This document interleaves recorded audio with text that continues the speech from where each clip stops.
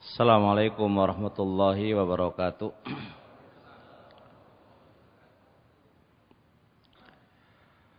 Innal hamdalillah hamdan katsiran thayyiban mubarakan fihi kama yuhibbu rabbuna wa yarallah. Asyhadu an la ilaha illallah wahdahu la syarikalah wa asyhadu anna Muhammadan abduhu wa rasuluhu la nabiyya ba'dah. Bapak Ibu yang dirahmati oleh Allah Subhanahu wa taala, kita malam ini berkumpul di tempat yang mulia dan di majelis yang mulia. Dan majelis ilmu itu adalah Riyadhul Jannah, tamani surga. Yaqulu Rasulullah alaihi salatu wasalam dari Anas bin Malik, "Idza marartum bi riyadil jannati farta'u." Apabila kalian itu melewati taman surga, farta'u, maka singgahlah. Qila ya Rasulullah, ditanya wahai Rasulullah, wa ma riyadul jannah, apa sih taman surga? Qala, kata Nabi, khilaqudz dzikri, halaqah dzikir, halaqah ilmu. Jadi halaqah ilmu itu taman surga. Apalagi di Masjid Namiro ya. Jadi taman surga plus taman gitu ya. Taman surga plus taman ya, iya, tambah mantep lah gitu ya. Semoga Allah Subhanahu wa taala memberikan barokah kepada yang membangunnya, dan semoga Allah memberikan barokah kepada semua panitia yang mengurusinya. Amin ya rabbal alamin. Bapak Ibu yang dirahmati oleh Allah Subhanahu wa taala, tema kita ini saya bagi menjadi 4 poin nggih, karena harus 1 jam. Jadi tak bagi 6 poin atau 4 poin. Judulnya apa? Kajian kita ini. Judulnya apa? Agar doa kamu terkabulkan. Agar doa kamu terkabulkan. Ini saya bagi menjadi 4 poin nggih, 4 poin. Pertama, pentingnya kita berdoa. Pentingnya kita berdoa. 1. 2, beberapa contoh dari salaf. Doa-doa mereka itu langsung terkabulkan. Langsung Pak terkabulkan ya. Ini poin kedua. Poin ketiga, penyebab doa kita kenapa kok nggak dikabulkan? Ada apa dengan doa kita? Kenapa tidak dikabulkan? Ini poin ketiga. Poin keempat baru sesuai dengan judul.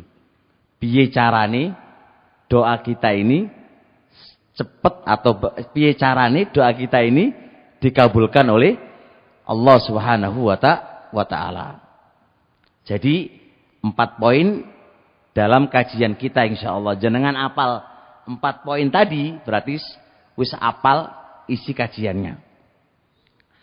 Kita kembali kepada poin pertama. Pentingnya doa. Bapak Ibu yang dirahmati oleh Allah Subhanahu wa taala, siapa sih orangnya yang enggak punya masalah? Siapa sih orangnya yang tidak punya masalah? Pasti punya masalah. Yang kaya ya duwe masalah. Wong enggak punya tambah masalah gitu ya. Jadi orang punya ilmu ya punya masalah, enggak punya ilmu ya pasti ada masalah. Jadi hidup ini pasti bermasalah. Dari Ibnu Hazm rahimahullah ta'ala, man arada, siapa yang ingin alla yakuna masalah, sopo sing pengin orang duwe masalah, fakun majnuna, jadilah kamu orang gila. Orang gila itu orang duwe masalah, waman Pak. Gitu. Orang gila itu nggak punya masalah, aman. Nah kalau kita nggak pengin punya masalah, jadi ya orang gila. Nggak mungkin Pak ya. Enggak mungkin. Berarti kita tetap orang berakal. Berarti kalau orang berakal berarti harus punya masalah. Nah, terkadang masalah itu buntu. Enggak bisa diselesaikan. Nah, ketika buntu kemana larinya? Larinya kita punya Rob, kita punya Tuhan. Larinya ke Allah Subhanahu wa ta'ala. Allah lah yang mendatangkan masalah dan Allah juga yang mencabut masalah. Berapa banyak orang yang punya masalah terkait dengan keuangan, doa kepada Allah, selesai urusannya. Berapa banyak orang itu punya masalah dalam sakit yang dia derita bertahun-tahun, berobat tak kunjung sembuh, ya kan? Setelah dia berdoa kepada Allah, tuntas. Berapa banyak kita punya masalah terkait dengan anak kita, anak yang bandel, pol, ya kan? Dikandani orang gelem, yes. Dibawa kemana-mana ya orang waras, bandel pol. Orang tua berdoa kepada Allah Subhanahu wa ta'ala, sembuh alhamdulillah, waras. Jadi makanya Ibnu Qayyim mengatakan apa? Daruriyatud doa, keharusan seorang muslim berdoa kepada Allah Subhanahu wa ta'ala itu melebihi keharusan kita mencari makan, mencari duit untuk makan dan untuk minum. Jadi kebutuhan kita berdoa kepada Allah Subhanahu wa ta'ala itu di atas kebutuhan kita di dalam mencari makan dan minum. Siapa orangnya yang nggak butuh makan dan minum, Pak? Butuh kan? Butuh. Itu masih di bawahnya terkait dengan kita butuh daruriyah, butuh kepada Allah Subhanahu wa ta'ala. Butuh kepada Allah Subhanahu wa ta'ala. Sampai Imam Ghazali membahasakan begini. Jenengan tahu ikan? Ikan kalau dilepas dari air, gimana keadaannya, Pak? Kelepek-kelepek kata nggih. Nah, kalau kita tidak hubungan dengan Allah Subhanahu wa ta'ala, padha karo ikan dicabut dari air. Yo klepek-klepek. Nah, kedudukan kita dengan Allah Subhanahu wa ta'ala itu di atas itu semuanya. Makanya jibiliyah dari Ibnu Qayyim, Pak ya. Jibiliyah. Allah itu ngekei jibiliyah, ngekei fitrah kepada manusia. Bagaimana ketika dia punya masalah itu langsung kepada Allah Subhanahu wa ta'ala. Ini poin pertama. Cukup nggih? Jangan banyak-banyak nanti. Poin kedua, saya akan sebutkan beberapa contoh kisah para salaf dulu, bagaimana doa-doa mereka itu dikabulkan. Saya buka di kitab Syiar li Imam Az-Zahabi, di biografi Abdullah ibnu Muhammad ibnu Sirin. Muhammad ibnu Sirin itu punya anak jenenge Abdullah. Abdullah bin Muhammad ibnu Sirin. Kebetulan Muhammad ibnu Sirin itu punya utang. Bapaknya itu punya utang. Ingat ya, jenenge siapa tadi? Nama siapa tadi? Abdullah bin Muhammad bin Sirin. Bapaknya Abdullah, namanya siapa? Muhammad ibnu Sirin. Itu punya utang. Punya utang, Pak. Namanya anak. Qal dhamintu ala abi dainahu. Aku tanggung utange bapakku. Yang jenenge anak, bapakne duwe utang ya tanggung. Kecuali anak durhaka ya. Bapakne utang, anaknya mampu menanggungnya, jari anaknya urusannya bapak lah, utang-utang lah, urusanku dewe. Iki jenenge anak kebarus ini kan. Ini enggak, ini jenenge anak bakti sama kedua orang tuanya. Terus lihat Pak. Qala li bil wafa'i, lihat. Qala li bil wafa'. Si bapak itu mendoakan kepadaku supaya Allah Subhanahu wa taala memudahkan mengembalikan uang yang telah dia lunasi utangnya. Jadi orang tuanya Pak mendoakan dikembalikan duit dari utang tadi nggih. Masya Allah. Fada'ali bi khair. Orang tua pun mendoakan kebaikan kepada si anak tadi. Faqalla Abdullah anhu salasina alfa dirhamin. Si Abdullah itu sang anak itu nyauri utang berupa 30.000 dirham. 30.000 dirham. Kalau dihitung Indonesia Pak, sak dirham itu 4 gram emas lebih sedikit. 4 gram lebih sedikit. Gini 4 gram aja wis. 4 gram terus emas itu 24 karat berapa duitnya? Wis pokoknya akeh nggih. Wis akeh pol wis iki.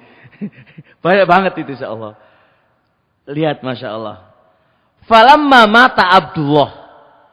Maka tatkala si anak ini meninggal Pak. Si anak ini meninggal. Maka apa yang terjadi? Uangnya Abdullah si anak tadi itu dikeruskan Pak, dikeruskan.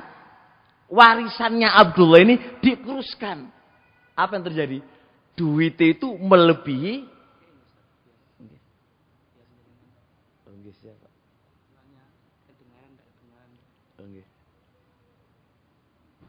ya, lebih enak gini kan ya? Nggih, monggo.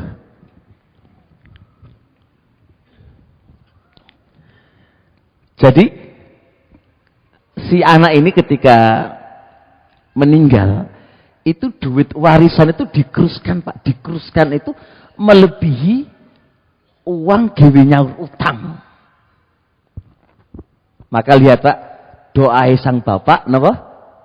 Terkabulkan, langsung dikabulkan oleh Allah Subhanahu wa taala. Nah, kita tuh bikin ke ini loh. Piye carane kalau ndonga iku langsung tembus langit gitu loh. Iki piye carane kan gitu kan. Nah, ini kita butuh belajar. Cerita kedua. Saya buka juga di kitab Syiar li Imam Adz-Dzahabi rahimatullah alaih. Kisah Ibrahim ibnu Adham. Kisah tentang Ibrahim ibnu Adham. Beliau ini pernah ziarah ke rumahnya Hasan Al-Ghazali. Beliau datang ziarah ke rumahnya Hasan Al-Ghazali. Diling-iling ya. Siapa tadi yang ziarah? Imam Ibrahim bin Adham. Ke rumahnya siapa tadi? Ke rumahnya bapaknya Hasan nggih. Ke rumahnya bapaknya Hasan Al-Ghazali. Maka Ibrahim ibnu Adham itu ngetuk pintu. Ngetuk pintu jenenge tamu ya ngetuk pintu. Sang ayah mengatakan, "Wahai anakku, coba dilihat itu siapa?" Maka dia pun buka pintu, dibuka pintunya. Si anak itu nggak ngerti siapa tamunya itu. Dia pun kembali kepada ayahnya. "Wahai ayahku, tamu itu saya nggak tahu siapa dia." Maka datanglah sang bapak untuk menyambut tamunya, lalu berpelukan. Lihat, lalu berpelukan. Lihat setelah itu terjadi. Qala lahu abi, perhatikan. Sang bapak ini ngomong ke Ibrahim ibnu Adham. Apa katanya? "Inna ibni balidun fit ta'allumi." Wahai Ibrahim ibnu Adham, iki anakku iki bodoh banget ketika belajar. Iku jenenge balid. Bodoh banget ketika belajar. Jadi bapak niku mau meminta doa kepada Ibrahim ibnu Adham berkaitan dengan anaknya, yang anaknya itu bodoh banget ketika belajar. Bodoh banget. Ya ada kata kayak dia punya anak goblok pol gitu aja. Iki piye carane iso waras dari kebodohannya ini. Kata fad'ullaha ayyuhabbiba ilaihil ilma. Tolong doakan kepada Allah untuk anakku supaya anakku itu seneng belajar dan digampangno untuk menimba ilmu, Pak. Terus apa yang terjadi? Wis bar didoaan itu Masya Allah anaknya jadi pinter. Bayangkan sekedar doanya Ibrahim ibnu Adham langsung tembus ke langit. Nah kita itu pingin kayak gini loh. Gimana caranya agar doa-doa itu tembus ke langit itu, gimana caranya? Ini yang kita akan bahas insya Allah. Kalau nggak ada cerita mana Pak, saya buka juga di kitab Syiar juga Lidzahabi rahmatullah alaih. Tiga kisah aja nggih. Kisah tentang Hammam ibnul Harith. Hammam ibnul Harith. Karena yad'u, dia itu berdoa begini. Allahumma ya Allah, puaskan aku dengan tidur sedikit. Puaskan aku dengan tidur sedikit. Beda dengan kita, Pak. Kalau turunnya berapa jam, Pak? 10 jam, 15 jam. Yang di mana? Istora turu wae. Niki bahkan niki justru beliau itu meminta kepada Allah turune iku sebentar tapi puas. Tapi puas. Terus apa yang terjadi? Fakana la yanamu illa hunayatan wa huwa qa'id. Diijabahi oleh Allah Subhanahu wa taala, tidaklah dia kecuali tidur sebentar sekali. Sebentar, kalau bahasa Jawa ya, sebentar pol. Dalam posisi dia itu duduk. Dalam posisi dia itu duduk. Jadi njongok tidur dengan duduk, walaupun itu sebentar, niku wis puas. Langsung Pak diijabahi oleh Allah Subhanahu wa taala. Terus kenapa dia berdoa begitu? Penginnya sisa waktu itu dipakai untuk taat kepada Allah Subhanahu wa taala. Penginnya sisa waktunya itu dipakai untuk taat kepada Allah Subhanahu wa taala. Itu pengennya. Jangan dibalik lah ya. Kita balik, ya Allah, bikin aku tidur banyak gitu ya. Banyak turu ya kan ya. Enggak begitu caranya. Karena kita ini hidup butuh bekal menuju ke akhirat kita. Kesimpulan daripada cerita ini, para ulama-ulama dulu itu kalau mengangkat ke langit berdoa itu Pak, itu langsung tembus dikabulkan oleh Allah Subhanahu wa taala. Nah, dari tema ini kita ingin tahu gimana caranya sih doa-doa itu bisa tembus kepada Allah Subhanahu wa taala. Masuk ke poin ketiga. Poin ketiga. Sebab apa doa-doa kita ini kok nggak dikabulkan oleh Allah itu kenapa? Ada apa ini? Saya baca tulisan Ibnul Qayyim rahmatullah alaih dalam kitab Al-Jawabul Kafi. Ibnul Qayyim dalam kitab Jawabul Kafi menyebutkan ada 2 sebab. Dan semua sebab itu kembalinya ke 2 ini. Ada 2 sebab yang menjadikan doa-doa kita itu nggak tembus ke langit. Ada 2 sebab. Sebab pertama, kata beliau, isi doanya Allah nggak meridhoinya. isi doanya Allah nggak mencintainya. Lalu isi doanya nggak bener, Allah nggak suka. Bagaimana? Allah akan kabulkan. Di antara contohnya gini. Jenengan nggak punya apa-apa, nggak punya masalah sama orang, Pak ya. Orang itu juga nggak pernah mendolimin jenengan. Terus jenengan berdoa, ya Allah, bikin dia buta. Loh, apa sebabnya Anda berdoa kepada Allah untuk dia supaya matanya buta? Sedangkan dia tidak pernah mendolimi kamu. Maka model doa semisal ini nggak bakal dikabulkan oleh Allah Subhanahu wa taala. Kenapa? Karena ini kan doa jelek untuk manusia. Doa elek, doa jelek kepada manusia yang dia nggak pernah berbuat jelek kepada kamu. Dia nggak pernah mendolimi kamu. Maka model doa semisal ini nggak bakal dikabulkan oleh Allah Subhanahu wa taala. Paham nggih? Dengar orang ini.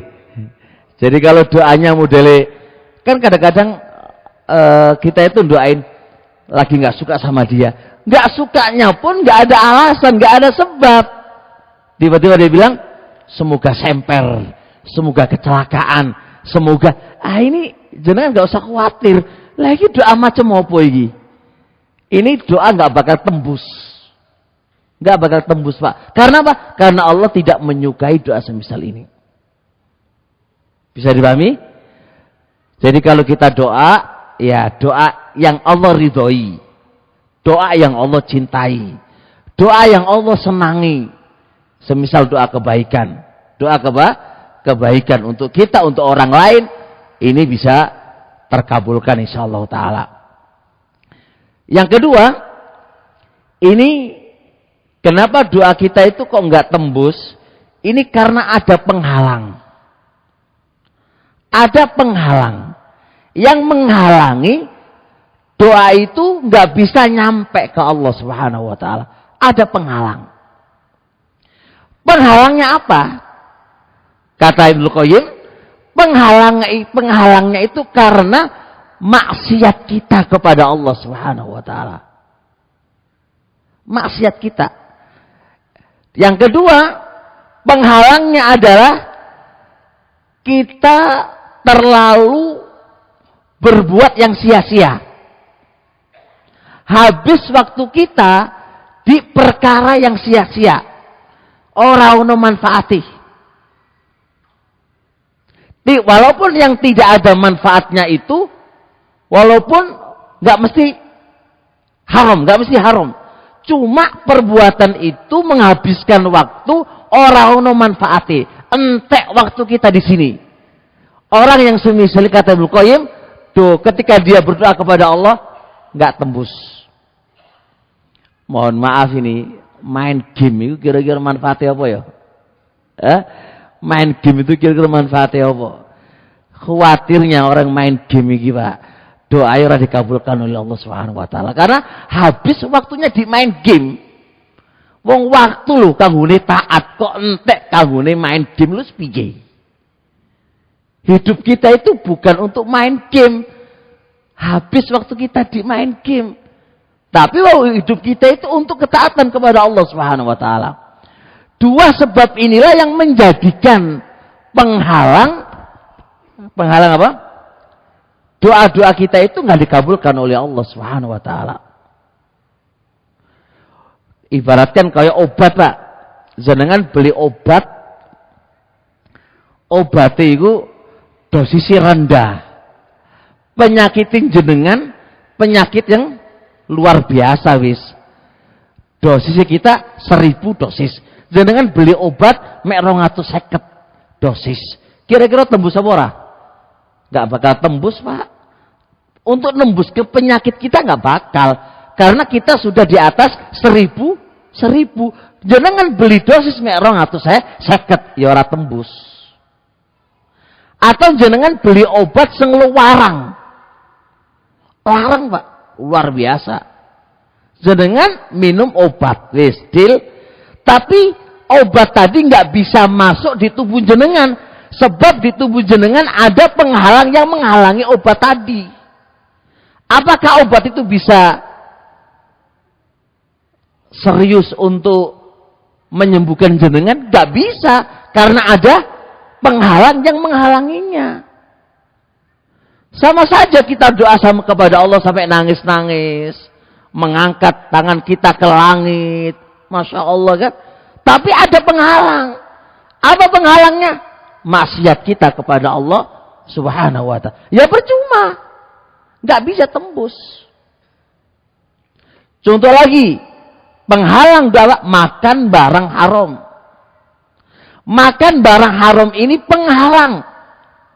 Doa-doa kita itu akan dikabulkan oleh Allah Subhanahu wa ta'ala. Semisal ada seorang laki-laki di zaman Nabi, Pak. Dia itu as'afa, akhbaro. Dia itu rambutnya itu wis gak karu-karuan, Pak. Rambutnya itu gak rapi lah. Rambutnya berdebu. Ya mudu yada ilas sama, mengangkat kedua tangannya ke langit. Dia mengatakan, ya Robbi, wahai Robku. Terus apa kata Rasulullah? Fa'anna yustajabulah. Bagaimana bisa dikabulkan? Itu doanya. Mat'amu haram, makanannya haram. Mashrabu haram, minumannya haram. Malbasu, pakaiannya haram. Wahuddiya bil haram. Dan dikasih makan dengan barang yang haram. Piye tembus. Ora iso tembus. Padahal terdapat pada seorang laki-laki ini apa? 4 hal yang bisa terkabulkan doanya. 4 hal yang itu salah 4 penyebab, 4 faktor dia bisa terkabulkan doanya. Contoh mengangkat tangan ke langit, manggil ya Robbi, insya Allah kami akan sebutkan semuanya itu. Itu 4 faktor, Pak. Seharusnya orang ini dikabulkan oleh Allah. Tapi satu penghalang yang menghalangi dia nggak tembus ke langit. Nggak tembus ke langit. Oleh karenanya teman-teman semuanya, Bapak Ibu yang Allah Subhanahu wa taala, sebelum kita berdoa kepada Allah, coba kita teliti dulu. Makanan kita itu haram apa halal? Minuman kita itu haram apa halal? Dan kita dikasih makan barang halal atau barang haram. Itu diteliti. Jangan nyalain Allah aja. Gimana nyalain Allah? Allah itu nggak sayang sama aku sih. Doa terus gak dikabul-kabulkan. Padahal permasalahannya ada sesuatu dalam diri kamu sehingga itu Anda gak dikabulkan. Bukan salahnya Allah. Salah contoh, masa disalahkan dokter ini nggak bener, ini nggak pecos dokter ini. Loh, dokter ngasih resep sudah pas, sesuai dengan keluhan jenengan, keluhan kita. Masalahnya dalam diri kita nggak bisa menerima obat itu, karena faktornya kamu sendiri. Masa disalah dokter? Ya orang lah. Nggak bisa disalahkan. Jelas gak? Insya Allah. Jadi berapa tadi? Penyebabnya 1. Doanya tadi apa? Allah nggak meridhoinya, nggih. Kedua, apa tadi? Maksiat, nggih. Maksiat kepada Allah Subhanahu wa taala dan menghabiskan waktu pada perkara yang sia-sia. Yang ketiga apa? Makan barang haram, makan barang haram. Inilah yang harus diperhatikan oleh kita semuanya. Poin keempat. Insya Allah setengah jam. 8:30 Pak selesai nggih. Pak Sutarjo selesai. Ini tema penting, barakallahu fikum, agar doa kita ini dikabulkan, gimana caranya? Pertama yang harus diperhatikan ini. Tapi ini pertama ini Pak, harus poin ketiga harus diperhatikan. Kita ngopeni poin keempat, poin ketiga nggak kita perhatikan, percuma. Kita ngopeni poin ketiga, nggak ngopeni poin keempat juga percuma. Poin ketiga dan keempat ini saling melengkapi. Agar doa kita itu langsung tembus ke langit.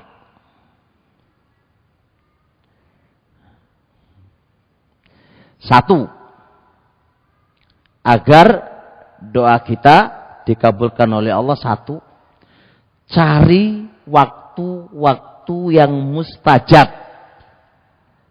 Kata Ibnu Qayyim ini yang sampaikan adalah ucapan Ibnu Qayyim, Pak ya, ucapan Ibnu Qayyim rahimahullah alaih, adalah cari waktu yang mustajab.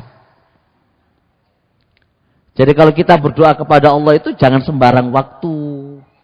Walaupun itu boleh aja, tapi cari waktu yang pas. Kapan waktu yang pas? Satu, di sepertiga malam terakhir. Di sepertiga malam terakhir, Pak. Itu waktu mustajab. Kata Rasulullah SAW, yang zilu Rabbuna ila sama'id dunya hina yabqa thuluthul lailil akhir. Allah itu turun ke langit dunia ketika sepertiga malam terakhir. Sambil mengatakan, man yad'uni fa'astajibalahu. Siapa yang berdoa kepadaku, saya akan kabulkan. Itu yang ngomong Allah sendiri. Man yad'uni fa'astajibalahu. Siapa yang berdoa kepadaku, maka saya akan kabulkan. Saya akan kabulkan. Kita di malam hari, di pertengahan sepertiga malam terakhir, doa atau tidur? Seringnya tidur. Kalau yang doa-doa ya, seringnya tidur. Lah piye mau masalah kita selesai, wong kita sepertiga malam terakhir yang harusnya kita berdoa kepada Allah, kita tidur. Dan apalagi orang tua ya, mohon orang tua diperhatikan. Peran orang tua untuk anak-anaknya penting banget. Penting banget. Kayak Imam Bukhari. Imam Bukhari itu lahir dalam keadaan buta. Imam Bukhari itu, Pak, lahir dalam keadaan buta. Itu ibunya per setiap malam berdoa kepada Allah Subhanahu wa taala untuk dibuka kedua mata anaknya yang namanya Imam Bukhari. Imam Bukhari pengarang kitab Sahih Bukhari itu lahir dalam keadaan buta. Dan itu meminta kepada Allah Subhanahu wa taala, sang ibu itu meminta kepada Allah sepanjang malam, Pak. Tak pernah henti. Tak pernah henti. Endingnya gimana endingnya? Terbuka kedua matanya. Ini peran ibu luar biasa. Peran ibu untuk anaknya luar biasa. Peran ibu untuk anaknya luar biasa. Apalagi dengan kedekatan dia kepada Allah Subhanahu wa taala. Jangan lupa sisipkan doa-doa untuk anak-anak jenengan, untuk anak-anak kita. Jangan dihabiskan dengan tidur. Nasib anak-anak kita masa depannya itu gimana ini gitu kan? Dan ini peran ibu tuh luar biasa. Ini satu. Yang kedua, waktu yang mustajab adalah antara azan dan iqamah. Kata Rasulullah SAW, ma baina adzanaini doaun la yurad. Antara dua azan, azan dan iqamah, itu doa yang tidak akan ditolak. Yang itu ucapan Rasul itu. Antara azan dan iqamah itu doa yang tidak akan ditolak. Kita pas selesai azan nggak sibuk doa, tapi sibuk main HP. Loh, tempat waktu yang pas kita itu memohon kepada Allah, malahan sibuk main HP. Les piye? Dan coba lihat anak-anak muda kita ini, anak-anak muda kita ini. Kok nggak open blast itu, nggak open blast itu loh. Ketika mereka di masjid berdoa kepada Allah, ya kan? Ini malah main HP. Di rumah main HP, di masjid main HP, di kamar mandi main HP. HP-an wae. Dan ini masalah, Pak. Ini masalah. Kayaknya Allah itu kalah dengan HP. Ingatnya kita itu ke HP lebih tinggi ketimbang kepada Allah Subhanahu wa taala. Dari Ibnu Qayyim, Pak, ada 3 tempat. 3 tempat ini kalau Allah itu Anda lupakan pertama kali ya. Jikalau di 3 tempat ini kita lupa kepada Allah pertama kalinya, jangan harap setelahnya Anda akan ingat Allah. Dari Ibnu Qayyim. 1. Ketika mau tidur. Ketika mau tidur itu loh, kok iso yang diilingi lu HP, enggak Allah, Pak. Kenapa kok harus iling Allah? Loh sebentar lagi loh, roh kita itu berpisah dari kita. Gitu. Ketidur itu kan roh kita dicabut oleh Allah kan. Makanya kata Rasul, an-naumu akhul maut. Tidur itu saudaranya mati. Karena kita ketika tidur itu, nyawa itu terpisah dari kita. Loh bangkatnya mati loh, malah dolan HP. Kok gak iling Allah? Ayo kita nanya para lebih-lebihan anak muda yang main HP itu kan. Justru HP itu pengantar tidur malahan. Harusnya kan ya Allah iling cah. Iki jangan-jangan Allah ini gak kembalikan nyawa kita ini. Kok malah mainannya HP lu piye gitu kan. Ini 1, Pak. Yang kedua, ketika bangun tidur harusnya ingat Allah. Kok bisa? Karena Anda atau kita dikembalikan roh kita itu kan sebuah nikmat kan? Sebuah nikmat. Allah kembalikan roh kita, itu kan nikmat. Malah ditakoni ndek HP-ku. Ora kok maca doa selesai bangun tidur dan zikir kepada Allah dan sholat. Enggak, sing dideleki apa nih? HP, delok SMS. Loh, iki lho piye iki? Ketiga, Pak. Ketika sholat. Sholat itu kan waktu ini munajat tuh, Pak, antara kita dengan Allah. Lah wis sholat wis diilingi HP wae. SMS apa yang ngoja? Saya diilingi HP ini toh. Dan selain Allah. Nah kalau di 3 tempat ini kita itu lupa kepada Allah, jangan harap di tempat yang lain Anda akan ingat Allah. Wis, bener ini, Pak. Dan itu hakon. Kita ini kayaknya lupa dengan Allah Subhanahu wa taala. Paham nggih? Baik, ketiga. Hari Jumat, Pak. Di hari Jumat ini itu ada waktu yang mustajab. Inna hadhil jum'ah. Sesungguhnya di hari Jumat itu ada apa? Lasaatun. Itu ada waktu. Man yuafiqoha. Siapa yang mencocoki waktu itu dalam keadaan dia berdoa kepada Allah Subhanahu wa taala, Allah akan kabulkan. Ini kan hari Jumat ini hari Jumat ini tadi. Ada waktu, yang waktu ini siapapun orangnya yang berdoa kepada Allah Subhanahu wa taala akan dikabulkan oleh Allah Subhanahu wa taala.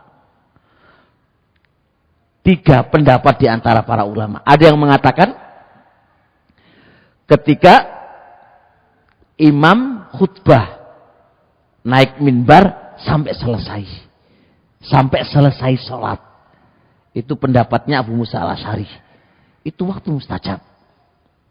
Waktu mustajab. Makanya ketika sholat Jumat itu, Pak, sholat Jumat itu lagi sholat, lagi sholat, maka zikir sebelum sholat, maksudnya sebelum salam, sebelum salam itu banyak doa, itu mustajab waktunya itu. Sebelum salam, atau pas imam lagi duduk ya, selesai khutbah pertama duduk, itu waktu mustajab. Jangan berdoa sebentar. Itu mustajab, Pak. Mustajab. Pendapat yang kedua itu adalah Qubail asri. Qubail maghrib, mau maghrib. Jadi mau maghrib itu waktu mustajab. Kita angkate maghrib sibuk apa? Bal-balan. Sibuk apa? jalan-jalan. Sibuk apa? Ya Allah, hilang waktu yang mustajab. Habis jalan-jalan untuk mainan, untuk apa? Ketiga, pendapat ketiga, itu setelah asar sampai maghrib. Setelah asar sampai maghrib. Dan itu disyaratkan dia selesai salat asar, nunggu di masjid sampai maghrib. Nunggu di masjid. Nunggu di masjid. Karena lafadznya hadis, wa huwa yusolli. Sedangkan dia posisi sholat. Maksudnya apa sholat? Karena orang yang selesai sholat terus nunggu sholat setelahnya, itu dihukumi sholat. Nah, jenengan selesai sholat asar, kita nunggu di masjid, nunggu maghrib, itu dihukumi sholat. Pahalai podo karo sholat. Kita berdoa sepanjang hari itu sampai maghrib, insya Allah dikabulkan. Jadi kalau kita punya masalah apa, masalah keluarga, masalah ekonomi, masalah anak, jari Pak lagi ngobrol tadi pengen poligami, jari ini terus nggak dikabulkan, jari ini ngono kan, dungo sing tenan itu kan, ibu yang ngono tenan, ojo situ, gitu kan, wis menang-menangan ya. Menang-menangan gitu nggih. Itu kan Masya Allah. Jadi masalahnya sebenarnya adalah ada. Solusi itu sebenarnya itu ada. Tinggal kita gelem nggak marak nang Allah. Gelem nggak marak nang Allah. Solusi itu ada. Sekeras apapun seseorang bisa takluk dengan doa kita kok. Seganas apapun dia itu bisa kalah dengan doa kita kok. Sepenting dongane lho. Para nabi lu punya apa, Pak? Melawan musuh-musuhnya dengan doa. Coba jenengan ingat itu. Pada perang Badar, lawan berapa? Untuk memenangkan perang itu apa? Doa. Doa. Oh, kita punya Allah kok. Gitu loh, punya Allah. Jelas ya? Taib. Cukup 3 aja. Contohnya, wailah ada 7 tempat waktu yang mustajab. Tapi kita nggak mungkin bahas, waktunya mepet. Kedua, agar doa kita itu dikabulkan oleh Allah Subhanahu Wa Taala adalah fokus di hati, Pak. Hati itu jangan lalai. Konekkan antara hati dengan doa kita, dengan lisan kita. Butuh konek. Butuh konek. Makanya kata Rasulullah SAW, wa'alamu annallaha la yaqbalu du'ai abdin wa qalbuhu laghin. Ketahuilah, Allah nggak bakal menerima doa hamba manakala hatinya itu lalai. Manakala hatinya itu lalai. Lalai. Lapi, ya Allah, aku jauh rezeki ya Allah. Pikiran hati ini mikir HP. Loh, pikiran antara lisan dengan hati lu gak connect, Pak. Podo karo ini HP. HP ini iki larang, tapi gak ono pulsai, ya ora iso tembus. Butuh connect. Dan rata-rata kita kalau berdoa kepada Allah Subhanahu Wa Taala itu lisannya memang jaluk nang Allah, tapi hatinya tidak connect. Tidak ada keseriusan di hatinya. Tidak ada kefokusan di dalam hatinya. Hatinya nggak khusyuk, nggak fokus. Podo karo kita sholat, Pak. Kita sholat Allahu Akbar. Kemana hati kita? Kemana-mana, nggih? Kemana hati kita? Kemana-mana. Sampai rakaat lali. Rakaat piro iku mau aja. Sampai yang kita baca itu loh, Pak. Itu enggak lupa. Gimana hati enggak fokus? Jelas ya? Ketiga, agar doa kita dikabulkan oleh Allah harus inkisarul qalbi wa tadhallulu ilaih. Hati itu saat berdoa, Pak, itu merendah menghinakan. Bener-bener dadi abdine Allah. Jadi bener-bener posisikan kita itu bener-bener mengabdi, bener-bener menghinakan diri, bener-bener menghambakan diri. Wong dhewe iki pangate njaluk nang Allah. Sing jenenge njaluk lho piye carane? Bener-bener ya koyok wong ngemis lho Pak, ngemis, menghinakan diri, menghinakan diri. Kalau sama Allah terpuji, tapi kalau sama Allah jangan. Jangan sampai kita menghinakan diri kepada makhluk. Rendah Pak, jangan. Tapi sama Allah Subhanahu wa taala itu justru sebuah ubudiyah, sebuah penghambaan yang terpuji. Kalau kita benar-benar koyok ngemis-ngemis nang Allah. Benar-benar jualuk nang Allah, benar-benar menghambakan diri kepada Allah Subhanahu wa taala. Nah, apakah kita begitu doanya, Pak? Enggak koyoke. Wis teko njaluk ngono wae. Wis njaluk ngono wae. Lah ya gak tembus lah model jaluk ngene, Pak. Jelas nggih? Baik. Kurang 15 menit. Kula tepat waktu insyaallah. Kula delok jam terus lho. Soalnya mau diwanti-wanti sama takmir niku. Jo suwe-suwe Ustaz katanya. Jelas nggih? Terus. Enggak ada yang ngantuk niki.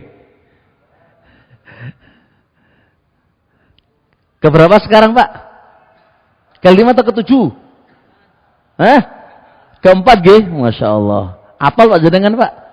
Masya Allah hafal ya. Keempat sekarang. Adalah alaha fid du'aihi wa mas'alatihi. Alaha itu benar-benar menunjukkan keseriusan. Allah itu benar-benar menunjukkan keseriusan. Mungkin diulang-ulang, keseriusan ditampakkan. Ibaratkan gini loh, kita itu sebagai anak minta ke orang tua, Pak, aku pengen nikah gitu kan. Jadi orang tua, ojo nikah sih, kan? Jadi anak kan, gimana Anda serius minta nikah? Jenengan kan datang terus, apa jenenge mengulang-ulang, Pak, aku pengen bener Pak, gini-gini, kan begitu keseriusan. Jenengan sambil apa? Ngerepe nangis-nangis ya, nangis-nangis, merendahkan itu kan biasa. Ya wis lah, monggo-monggo gini kan. Kan biasa kan gitu. Nah kalau main jenengan, Pak, aku minta jaluk kawin, Pak. Mek ngono tok modelnya habis piye? Apalagi Anda nggak layak untuk menikah. Gimana orang tak akan mau mengizini kalau model permintaanmu kayak begitu keadaannya kan gitu kan. Piye carane ya? Makanya beradablah Anda meminta. Belajar adab gisik sebelum Anda meminta. Jelas ya? Terusnya. Sebelum, ini yang kelima. Sebelum Anda meminta kepada Allah Subhanahu wa taala, maka bertobatlah dulu kepadanya. Tobat sih baru njaluk. Kita loh membuat murkai Allah, membuat marahi Allah, ujuk-ujuk njaluk, pantes betul Mbak? Ya ora pantes lah. Kita itu bikin marahnya Allah, bikin murkanya Allah, terus ujuk-ujuk njaluk, niku pantes mboten? Mboten pantes. Contoh nih, kita sama orang tua ini, kita anak sing durhaka sama orang tua. Anak yang durhaka sama orang tua. Durhaka Pak. Terus kita suatu saat minta HP. Pak, minta HP nih Pak. Jari Bapak loh. Lapo nukono awakmu? Mendingan nukono kucing. Sampai ngono Pak ya. Mendingan nukono kucing daripada nukono awakmu. Saking muri-murine wong tua kepada anak. Sampai dibahasa ana ngoten Pak. Lah piye adapi? Ya adapi ngene lah, Pak. Kula niku kata salah kali jenengan. Kula nyuwun sepuro sing kuatah lho.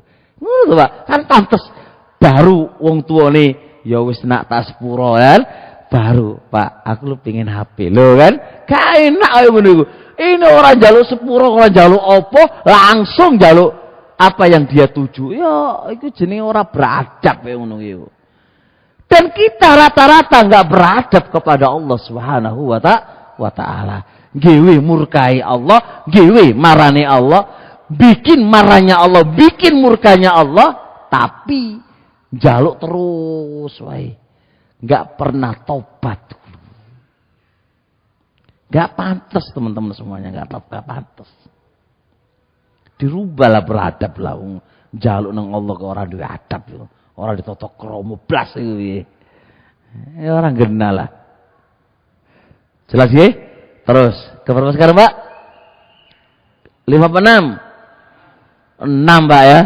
6. Sebelum meminta kepada Allah Subhanahu wa taala, dahulukan kita bersedekah sama orang lain dulu.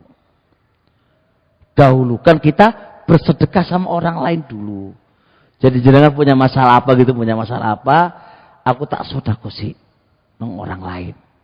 Aku tak berbuat baik kepada orang lain dulu.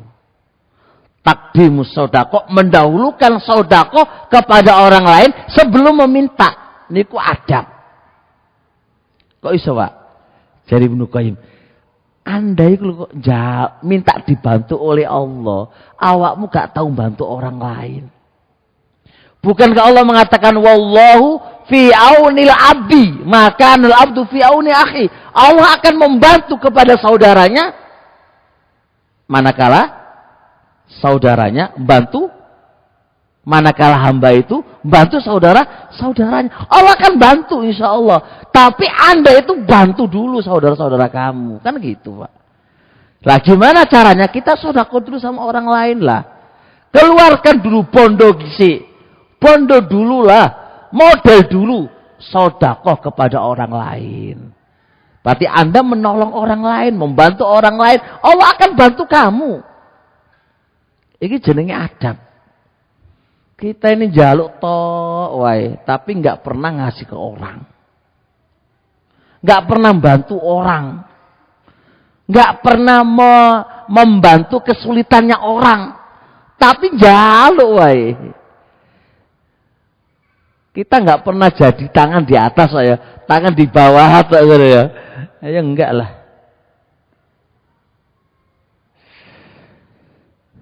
Bisa dipahami insyaallah? Baik. Sekarang lanjutannya. Ke berapa sekarang? Ke-7. Ke-7. Memuji Allah dulu.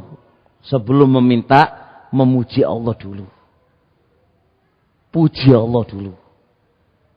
Puji Allah dengan kayak la ilaha illallah wahdahu la syarikalah lahul mulku walahul hamdu wa huwa ala kulli syai'in qadir. Puji Allah dulu. Baru minta, itu adab. Orang tahu muji Allah cukup jaluk. Ya oleh-oleh wae tapi kan enggak beradab, Pak. Puji Allah dulu. Sebanyak mungkin sebelum Anda minta itu puji Allah. Lanjutannya, dan bersolawat kepada Nabi. Kenapa kita bersolawat kepada Nabi? Karena makhluk yang paling dekat dengan Allah adalah nabinya. Dan kita bersolawat kepada Nabi, otomatis Allah akan mengabulkan doanya jenengan. Solawat kepada Nabi. Jadi puji Allah dulu, marungono bersolawat kepada Nabi. Gimana solawatnya, Pak? Umum bisa. Allahumma sholli ala Muhammad. Allahumma sholli ala Muhammad. Allahumma sholli ala Muhammad. Allahumma sholli wa sallim ala Muhammad. Jangan sholli aja ya. Allahumma sholli wa sallim ala Muhammad. Allahumma sholli wa sallim ala Muhammad. Terus Muhammad dipuji. Nabi kita Muhammad tadi solawati, ditaslimi. Jadi muji Allah, bersolawat kepada Nabi kita Muhammad SAW, nah itu baru kelar, baru kelar. Nah,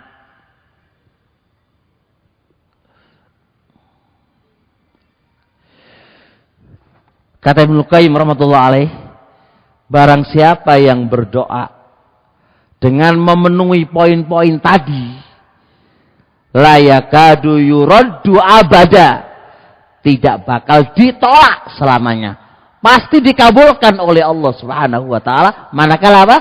Terpenuhi poin-poin tadi. Manakala apa? Terpenuhi poin-poin tadi. Jadi kesimpulannya Bapak Ibu 4 poin alhamdulillah selesai. Poin pertama apa tadi? Pentingnya doa, ya. Poin kedua, kisah-kisah para salaf, doanya dikabulkan. Ketiga apa? Penghalang-penghalang doa kita tidak dikabulkan oleh Allah Subhanahu wa taala. Poin keempat apa tadi? Agar doa kita dikabulkan oleh Allah Subhanahu wa taala. Selesailah empat kerangka di dalam kajian malam ini. Kesimpulan Bapak Ibu, ayo kita dekatkan diri kita kepada Allah Subhanahu wa taala, karena doa silahul mukmin. Doa itu senjatane wong mukmin. Kita nggak punya senjata kecuali hanya doa. Dekatkan diri kita kepada Allah Subhanahu wa taala. Benar-benar jadi abdinya Allah Subhanahu wa taala. Taatilah Allah Subhanahu wa taala, ojo di maksiati. Insyaallah doa-doa kita akan dikabulkan dan mudah akan dikabulkan oleh Allah Subhanahu wa taala. Insyaallah cukup pas 1 jam, tidak lebih dan tidak kurang. Tadi kita mulai kurang 5 menit, sekarang 26, masih lebih 1 detik.